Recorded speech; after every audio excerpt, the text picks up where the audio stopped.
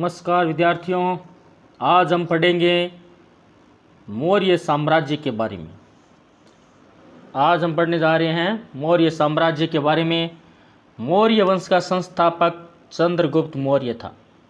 चंद्रगुप्त मौर्य एक ऐसा शासक था जिसने अपने जीवन के अंतिम क्षणों में जैन धर्म को स्वीकार किया था और संलेखना विधि से, यानी जैन धर्म के अंदर एक पद्धति प्रचलित है संलेखना संथारा विधि, उस विधि के द्वारा ही अपना शरीर त्यागा था। चंद्रगुप्त मौर्य का जन्म 345 ईस्वी पूर्व में हुआ था। घनानंद को हराने में चाणक्य ने चंद्रगुप्त मौर्य की मदद की थी, जो बाद में चंद्रगुप्त का प्रधानमंत्री बना था। चाणक्य को कौटिल्य और विष्णुगुप्त भी कहा जाता है और चाणक्य द्वारा लिखी पुस्तक है अर्थशास्त्र, जिसका संबंध राजनीति से है। चंद्रगुप्त मगध की राजगद्दी पर 322 ईस्वी पूर्व में बैठा। चंद्रगुप्त जैन धर्म का अनुयायी था, यानी जैसे कि मैंने शुरुआत में बता दिया था कि चंद्रगुप्त जैन धर्म का अनुयायी था, वो जैन धर्म को मानने वाला था। चंद्रगुप्त ने अपना अंतिम समय कर्नाटक के श्रवणबेलगोला नामक स्थान पर बिताया था। चंद्रगुप्त ने 305 ईस्वी पूर्व में सेल्यूकस निकेटर को हराया था, यानी 305 ईस्वी पूर्व में सेल्यूकस निकेटर को हराया था। सेल्यूकस निकेटर ने अपनी पुत्री कार्नेलिया की शादी चंद्रगुप्त मौर्य के साथ कर दी और युद्ध की संधि की शर्तों के अनुसार 4 प्रांत काबुल, कंधार, हेरात और मकरान चंद्रगुप्त को दे दिए। चंद्रगुप्त मौर्य ने जैनी गुरु भद्रबाहु से जैन धर्म की शिक्षा ली थी, यानी चंद्रगुप्त मौर्य ने जैनी गुरु भद्रबाहु से जैन धर्म की दीक्षा ली थी। मेगस्थनीज सेल्यूकस निकेटर का राजदूत था। मेगस्थनीज किसका राजदूत था? सेल्यूकस निकेटर का, जो चंद्रगुप्त के दरबार में रहता था। और मेगस्थनीज द्वारा जो लिखी गई पुस्तक है उसका नाम है इंडिका। चंद्रगुप्त मौर्य द्वारा लिखी गई पुस्तक का नाम, मेगस्थनीज द्वारा लिखी गई पुस्तक का नाम क्या है? इंडिका। चंद्रगुप्त मौर्य और सेल्यूकस के बीच हुए युद्ध का वर्णन एपियस ने किया था। किसने किया था ये वर्णन? एपियस ने। प्लूटार्क के अनुसार चंद्रगुप्त मौर्य ने सेल्यूकस को 500 हाथी उपहार में दिए थे। चंद्रगुप्त मौर्य की मृत्यु 298 ईस्वी पूर्व में श्रवणबेलगोला कर्नाटक में उपवास के द्वारा हुई थी, यानी जैन धर्म स्वीकार किया था और जैन धर्म स्वीकार करने के बाद और जीवन के अंतिम क्षणों में संथारा विधि अपना ली। और संथारा में क्या होता है कि अन्न जल को त्याग दिया जाता है। अब हम पढ़ते हैं बिंदुसार के बारे में। किसके बारे में पढ़ेंगे? बिंदुसार के बारे में। चंद्रगुप्त मौर्य का उत्तराधिकारी बिंदुसार हुआ, जो 298 पूर्व ईस्वी में मगध की राजगद्दी पर बैठा। अमित्रघात, यानी बिंदुसार को अमित्रघात के नाम से जाना जाता है। अमित्रघात का अर्थ होता है शत्रु विनाशक। क्या होता है? शत्रु विनाशक अमित्रघात का अर्थ होता है। तो अब आगे चलते हैं।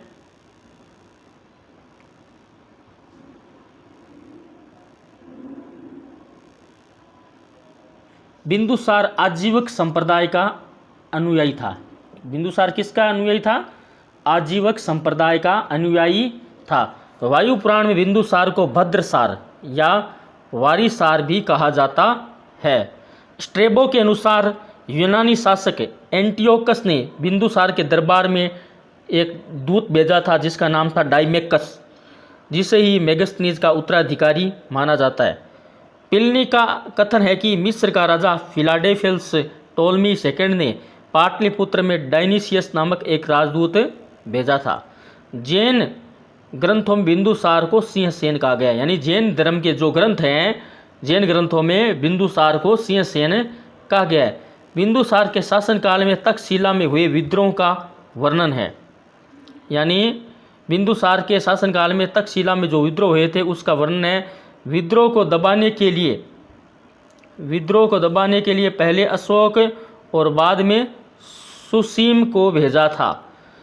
एथीनियस के अनुसार बिंदुसार ने सीरिया के शासक एंटियोकस से मदिरा, सूखे अंजीर व दार्शनिक भेजने की प्रार्थना की थी। बौद्ध विद्वान तारानाथ ने बिंदुसार को 16 राज्यों का विजेता बताया है। अब हम सम्राट अशोक के बारे में बात करते हैं। सम्राट अशोक के बारे में आप सभी जानते हैं कि अहिंसा को पसंद करने वाला सम्राट था।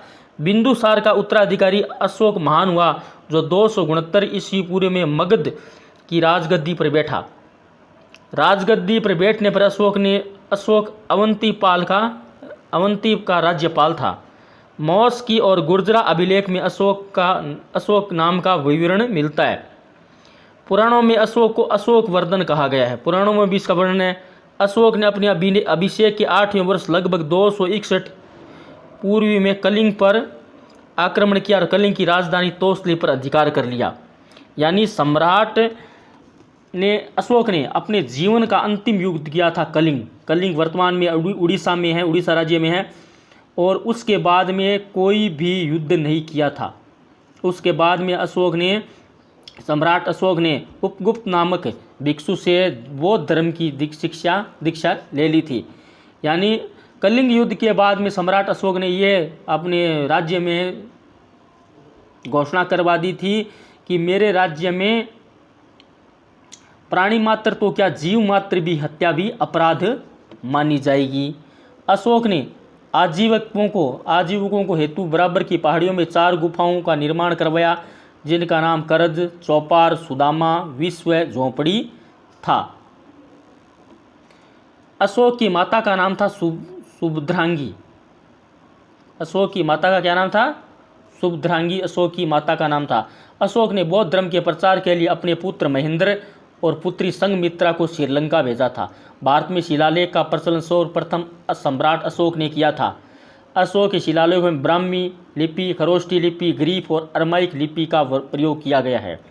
ग्रीक और अरमाइक लिपि का अभिलेख अफगानिस्तान से और खरोष्टी लिपि का अभिलेख उत्तर पश्चिमी पाकिस्तान और शेष भारत से ब्राह्मी लिपि का अभिलेख मिले हैं।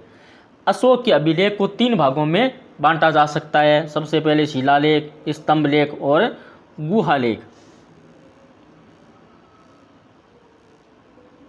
तो अब चलिए आगे।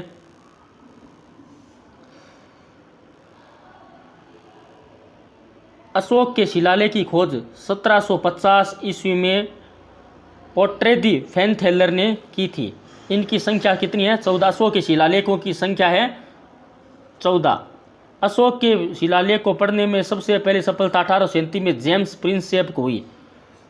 यानी सम्राट अशोक के जो प्रचलित शिलालेख हैं उनमें से हम कुछ की चर्चा करते हैं। पहला शिलालेख है जिसमें अंदर पशु बलि की निंदा की गई है। दूसरा शिलालेख में अशोक ने मनुष्य व पशु दोनों की चिकित्सा का उल्लेख किया गया है। 5वां शिलालेख है जिसके अंदर इस शिलालेख में धर्म महामात्रों की नियुक्ति की गई है। धर्म महामात्रों की नियुक्ति की गई है। 6ठा शिलालेख आत्मनियंत्रण की यानी सेल्फ कंट्रोल की इसमें बात की गई है। इंद्रियों पर नियंत्रण की बात इसमें की गई है। 7वां शिलालेख 8वां शिलालेख इनमें अशोक की तीर्थ यात्राओं का वर्णन किया गया है। 9वां शिलालेख इसमें सच्ची भेंट और सच्चे शिष्टाचार का उल्लेख किया गया है। 10वां शिलालेख इसमें अशोक ने आदेश दिया है कि राजा हमेशा प्रजा के हित में ही सोचे। अशोक ने अपने 10वें अभिलेख में ये कहा गया है शिलालेख में कि राजा हमेशा प्रजा के हित में ही तथा उच्च अधिकारी पर राजा और उच्च अधिकारी दोनों प्रजा के हित में ही सोचें। 11वें में धम्म की व्याख्या की गई है। इसी प्रकार 13वां शिलालेख है उसमें यह कलिंग युद्ध का वर्णन किया गया है। हृदय परिवर्तन की बात की गई है। इसी में पड़ोसी राजाओं का वर्णन है। 14वां शिलालेख अशोक ने जनता को धार्मिक जीवन बिताने के लिए प्रेरित किया है। अशोक के स्तंभ लेखों की संख्या 7 है जो केवल ब्राह्मी लिपि में लिखे गए हैं, जो अलग अलग स्थानों से प्राप्त हुए हैं। कौशाम्बी अभिलेख को रानी का अभिलेख कहा जाता है। कौशाम्बी अभिलेख को रानी का अभिलेख कहा जाता है। अशोक का सबसे छोटा स्तंभ लेख रुम्मेदई है, जो लुम्बिनी में धम्म यात्रा के दौरान अशोक भू राजस्व की दर घटा देने की घोषणा की गई है। अशोक का 7वां अभिलेख सबसे लंबा अभिलेख है। प्रथम शिलालेख में यह घोषणा की कि सभी मनुष्य मेरे बच्चे हैं। अशोक ने 7वें अभिलेख में यह घोषणा की है कि सभी मनुष्य मेरे बच्चे हैं। जैसा कि 13वें शिलालेख में कहा गया है, कलिंग युद्ध का वर्णन किया गया इसमें। अशोक का एक शिलालेख है जिसके अंदर उन्होंने ये कहा गया कि राजा और उच्च अधिकारी हमेशा प्रजा के हित के बारे में सोचे। अशोक का सारे कुन्ना कंदहार अभिलेख ग्रीक आर्मेयिक भाषाओं में प्राप्त है। साम्राज्य में मुख्यमंत्री पुरोहित की नियुक्ति के पूर्व उनके चरित्र को काफ़ी जांचा और परखा जाता था, जिसे उपधा परीक्षण कहा जाता है। सम्राट की सहायता के लिए एक मंत्री परिषद होती जिसमें 12, 16 या 20 सदस्य होते थे। अर्थशास्त्र में शीर्षस्थ अधिकारी के रूप में तीर्थ का उल्लेख किया गया, यानी जो सबसे बड़ा अधिकारी होता था अर्थशास्त्र में, रुपये पैसे के मामले में, वित्त के मामले में, उसे तीर्थ की संज्ञा दी गई है, जिसे महामात्र भी कहा जाता था। इसकी संख्या 18 थी। अर्थशास्त्र में चर जासूस कहा जाता है।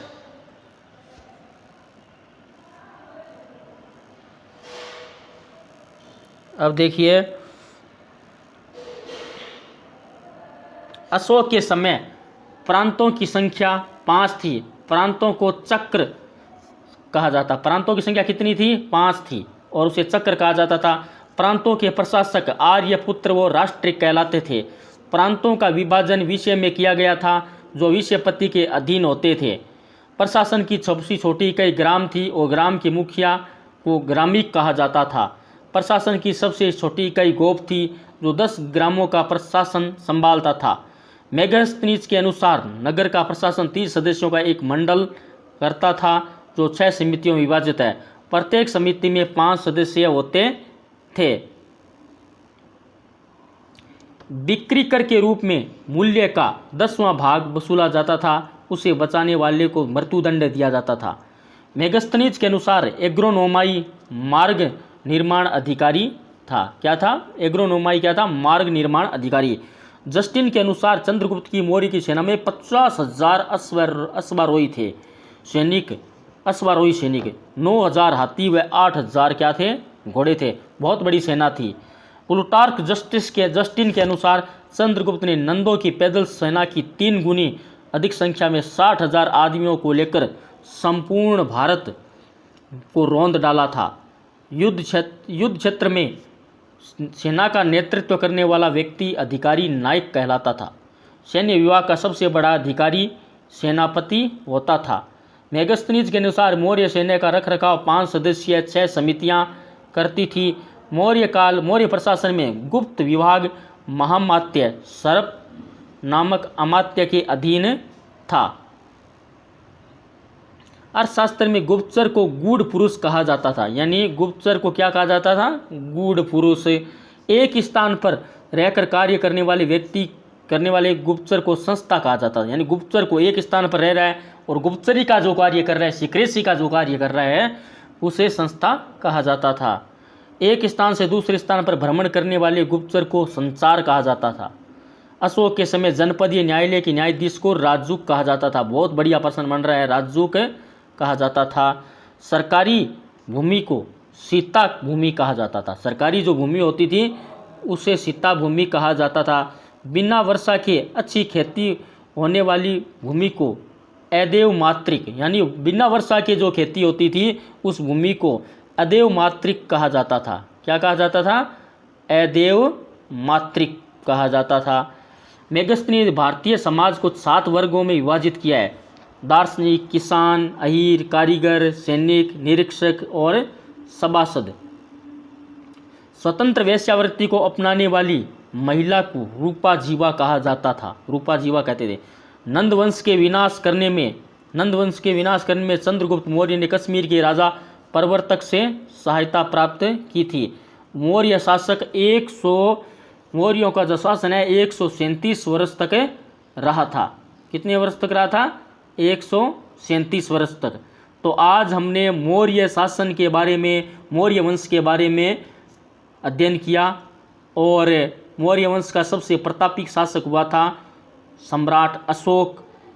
और अगले वीडियो में हम और चर्चा करेंगे गुप्त साम्राज्य के बारे में। धन्यवाद।